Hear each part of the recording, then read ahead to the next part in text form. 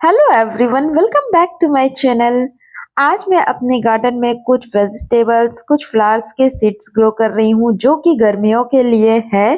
तो ये आप लोगों के साथ भी मैं अपने कुछ गार्डन वर्क शेयर कर रही हूँ और ये वीडियो मैं काफ़ी लेट से अपलोड कर रही हूँ। तो आप मेरे चैनल पे नए हैं तो चैनल को सब्सक्राइब करिए और वीडियो अच्छी लगे तो वीडियो को लाइक एंड शेयर करिए।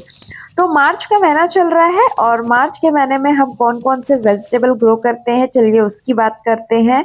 तो ये है कुकुम्बर के सीड्स, खीरा, जो कि गर्मियों के लिए आप इसके सीड्स अभी तक अगर ग्रो नहीं किए हैं तो अभी भी आप इसके सीड्स लगा सकते हैं। इसके जो पौधे होते हैं बेल की तरह होते हैं, तो आप इसको पौधे आप इसको लगाकर इसे ट्रांसप्लांट कर सकते हैं ग्रो बैग में।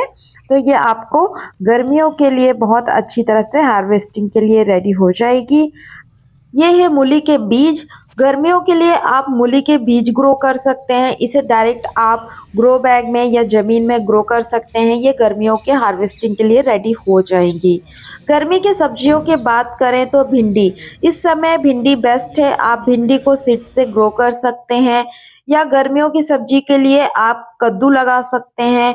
कद्दू भी आप घर में बहुत आसानी से बेलनुमा पौधा होता है उसे लगा सकते हैं और इस तरह से घर में वेस्ट मटेरियल में भी आप सीडलिंग तैयार कर सकते हैं। सीडलिंग तैयार करने के लिए मैं कोकोपीट और वर्मी कंपोस्ट यूज की हूँ। कोकोपीट में बहुत इजीली जर्मिनेट हो जाते हैं सीड्स क्योंकि ये मॉइस्चर बना के रखा रहता है। और वाटरमेलन आप लगाना चाहते हैं तो वाटरमेलन लगा सकते हैं। करेला आप लगा सकते हैं। करेला भी बेल वाला पौधा होता है, ये आप अपने घरों पे लगा सकते हैं।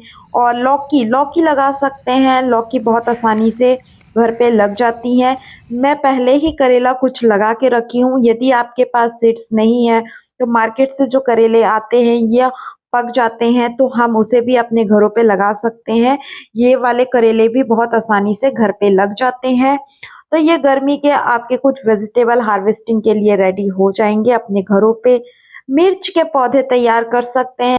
मिर्च के पौधे लगाने के लिए सूखी हुई मिर्च जो होती हैं और उसको आप सीड्स को सुखाकर बहुत आसानी से उसके पौधे घर पे ही तैयार कर सकते हैं। सीडलिंग ट्रे में मैं पहले ही वाटरिंग कर चुकी थी सीड्स लगाने से पहले ही।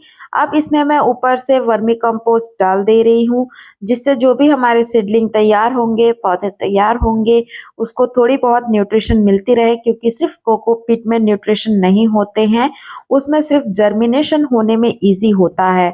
क्योंकि जब हम वाटरिंग करते हैं तो कोकोपीट मॉइस्चर होल्ड करके रखता है और जो भी बीज अंकुरित होते हैं तो उसमें बहुत जल्दी जर्मिनेट होते हैं और जब हम उस पौधे को निकालते हैं तो ये कोकोपीट के सहारे लगी होती है तो बहुत इजीली बिना उसके रूट्स डैमेज हुए वो सीडलिंग ट्रे से निकल जाती हैं।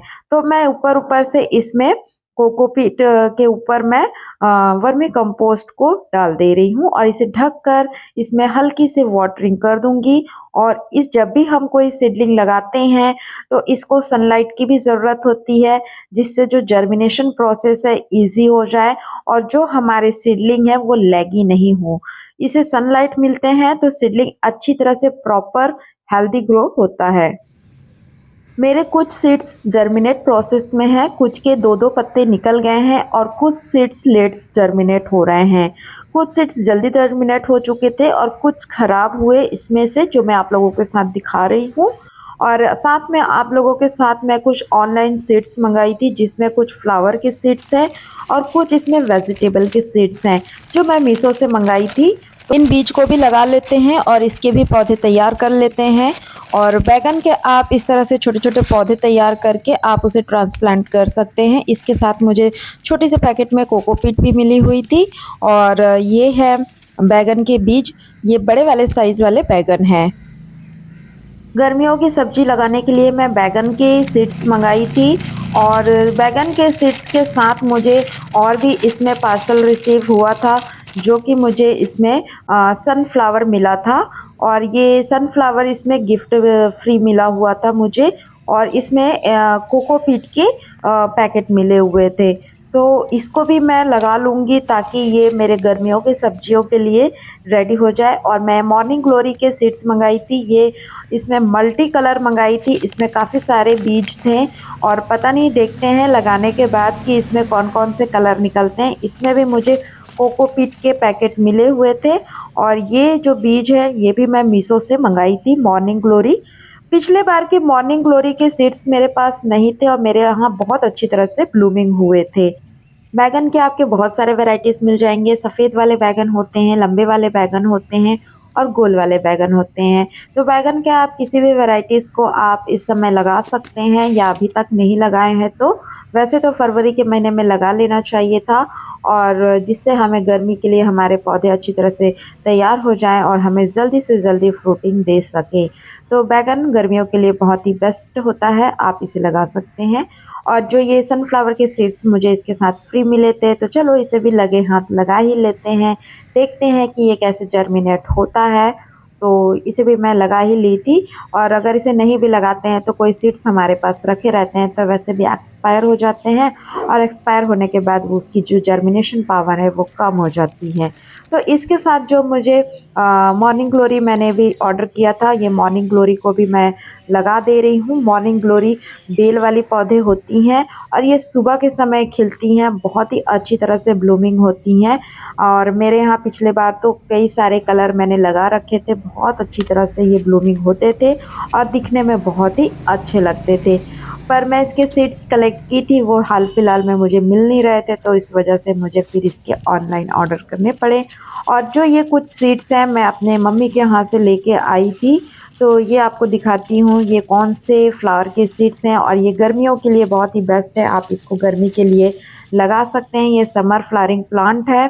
तो ये है 4 o'clock, जिसे मिराबिलिस, जलापा, मार्वेल ऑफ पेरू कहते हैं, और ये संध्या के समय खिलती है और इसके भी बहुत ही प्यारे दिखते हैं, कई सारे कलर आते हैं और एक मेडिसिनल प्लांट भी है। तो इसको मेडिसिनल पर्पज़ से भी इसके पौधे को यूज़ किया जाता है। और ये भी फ्लावर प्लांट मुझे बहुत पसंद है, तो मैं इसके सीड्स कलेक्ट करके ले आई थी। तो ये जो समय है फरवरी और मार्च, ये आप 4 o'clock के प्लांट इस समय आप लगा सकते हैं। ये बेस्ट टाइम है, आप इसके पौधे तैयार कर सकते हैं।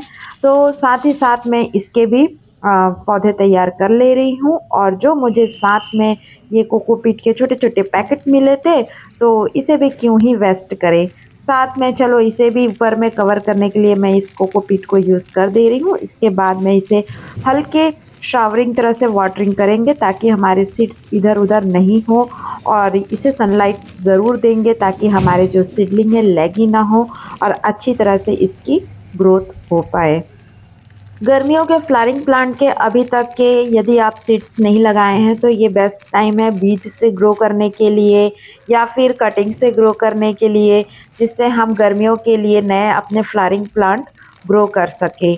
और इसमें अच्छी तरह से कटिंग्स भी ग्रो हो जाती हैं यदि हम कोई प्लांट्स की कटिंग इस समय पे लगाते हैं तो ये थी मेरी आज की वीडियो में, जिसमें मैं कुछ वेजिटेबल के सीड्स ग्रो की, कुछ फ्लावरिंग प्लांट के ग्रो की, जो कि मेरे गर्मियों के लिए मैं अपने गार्डन में रेडी कर रही हूँ। ये थे मेरे आज के कुछ गार्डनिंग वर्क। चलिए आप लोगों को इसके अपडेट दिखाती हूँ। ये है मॉर्निंग ग्लोरी के बीज, जिसमें छोटे छोटे पत्ते अब निकल चुके हैं।